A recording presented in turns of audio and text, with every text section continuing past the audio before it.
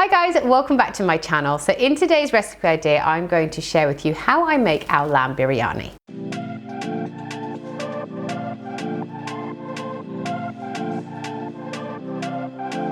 This is a really good meal because it's a one-pot meal, and if you watch me for a while, you know how I don't really like washing up. So if I can get away with cooking a meal in one pot, then I will try and do that any way I can. I love cooking with lamb. I think it's got such a delicious flavor, and I think when you add it into a meal, it just heightens all the other flavors too. So for this meal, you're going to need not that many ingredients, and also you can kind of chop and change the veggies that you decide to use. Today I'm using some tender stem broccoli, but you can use runner beans, you can just use some other kinds of beans, loads and loads of different things that you fancy. So you can make this meal a little bit different each time you make it. If you're watching me for the first time, I would love for you to subscribe. I post loads of different foodie recipes on my channel, and a new recipe every single Sunday morning at 7 AM UK time as well. Also over my Instagram, I post loads of different foodie inspiration things over there too. So if you're not following me there, then I'll link everything down below, and I would love for you to follow me on both. Right, so we're going to get straight on into cooking this meal. And the first thing you want to do is get a heavy base pan. Lots of you ask me why we use a heavy base pan. The reason is because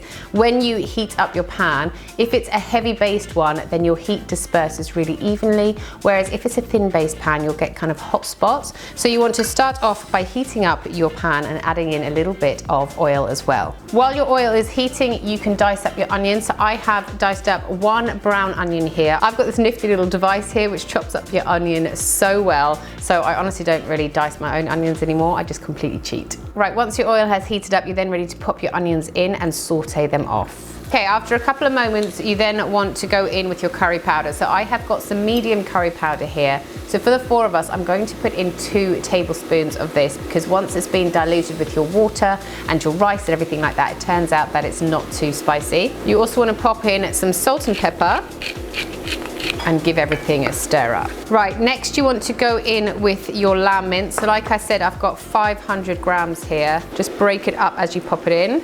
And then you want to fry this off until your lamb mince has started to brown. While your lamb is browning off, you just want to get a veggie stock. I just use these little OXO cubes, and I crush them up before I open them up. So you just want to crush them. This a little hack. Never used to know this. Someone told me, one of my viewers told me, so I'm ever grateful for that, because it's changed my life when it comes to adding these in. I used to just add the whole cube in at once, but now I crush it up and then I just sprinkle it in. How much easier is that? Mix your veggie stock in with your lamb and your curry powder and your onions. Let it all combine and all those yummy flavors get into your lamb mince. Right, once your lamb mince has browned off, you then want to add in your basmati rice. So if I was to cook rice by itself, I would rinse this off, but because I'm adding it into here, I just add it straight in, completely up to you. You can rinse it off and remove any of the excess starch on here, but like I said, I just chuck it in. I do, so there's 4 of us going to be eating this, so I do 75 grams of rice each, so I've got 300 grams of basmati rice here. Next, you want to get about 600 mils of cold water. You want cold water because if you put in hot water, you aren't giving your rice long enough to cook through. So this way, by the time the water comes up to the boil, it has started to soften down your rice. So I go in with, like I said, about 2 cups of water, which is about 600 mils, but if you feel like you need to add any more later on through the cooking process, then you can do. I'm also going to add in a little bit of tomato puree as well. Probably about 1/4 of a tube I'm adding in. Give it a nice mix around. I'm not going to add my veggies in now because we like to have our veggies a little bit al dente. So what I'm going to do is I'm going to pop the lid on it now, leave it to simmer away for about 10 minutes for the rice to cook through, and then once that's happened, I will add my veggies in then. Right, I just thought while that's cooking away that I'd quickly make some naan breads. So I'm not gonna talk you through exactly how I've made these now because I've already done a video on them, so I'll link that down below.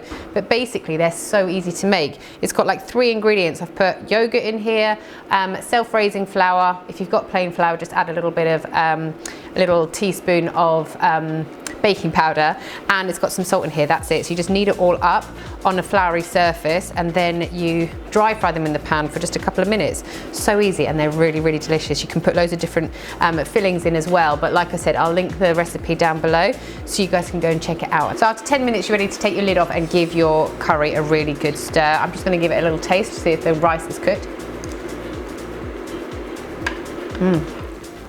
That tastes so good. I love lamb mince. Right, next up we're gonna do, I've got some raisins here. I'm just gonna scatter those in. Raisins just add a really nice kind of sweetness to it. If you're like me and think chutney has to go with every single curry, then you definitely want to add in these raisins. And then finally, I'm just gonna go in as well with my tender stem broccoli. Like I said before, if you think you need to add a little bit more water, then do it. I'm just going to pop a little bit more in before I put the lid on to steam my broccoli. So once you have fried off your naan breads, you're then ready to serve up. Oh, this looks amazing. So for me, the best way to serve a curry is to have some plain yogurt on it and also a really generous amount of chutney. And your lamb biryani is ready. Right, let's have a little try. Get a bit of everything. Oh my gosh, delicious. Grab a bit of my bread. That bread is light, it's fluffy. It's just as good as shop bought. Thanks so much for watching today's video, guys. I hope you've enjoyed it. Let me know if you try this recipe out and what you think of it. And I will see you again next week. Bye! That is really good.